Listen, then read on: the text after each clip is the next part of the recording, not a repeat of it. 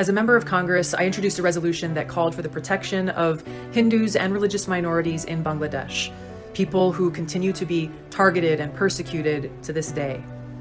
Now, the height of this persecution actually began 50 years ago when the Pakistani army systematically murdered, raped, and drove from their homes millions of Bengali Hindus because of their religion and ethnicity.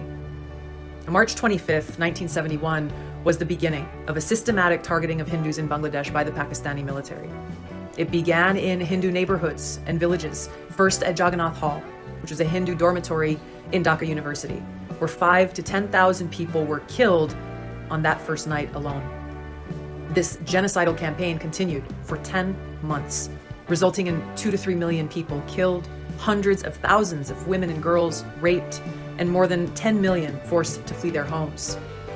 U.S. Senator Ted Kennedy went to visit the Bangladeshi refugees at that time and said, quote, "Nothing is more clear or more easily documented than the systematic campaign of terror and its genocidal consequences launched by the Pakistan Army on the night of March 25th. Hardest hit have been members of the Hindu community who have been robbed of their lands and shops, systematically slaughtered, and in some places, painted with yellow patches marked H."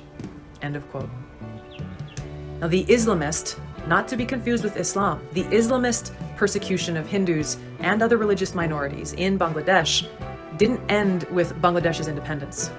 That campaign continues to this day with horrific targeted attacks, murders, homes being burned down, and families who continue to be forced to flee. In the early 1900s, Hindus made up roughly 33% of the Bangladesh population. Because of this persistent Islamist campaign targeting Hindus, just 8% of Bangladesh's population are Hindus today.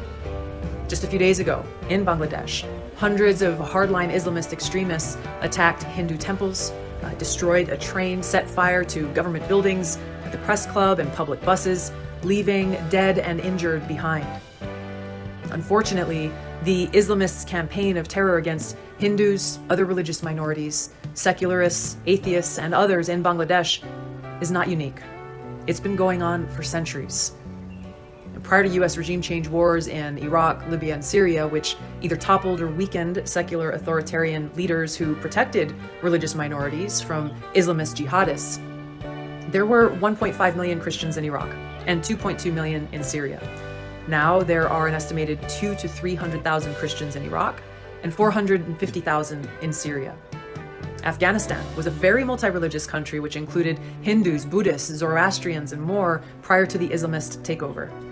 Today, it is estimated there are around 1,000 Hindus who remain. Religious minorities make up less than 1% of Afghanistan's population.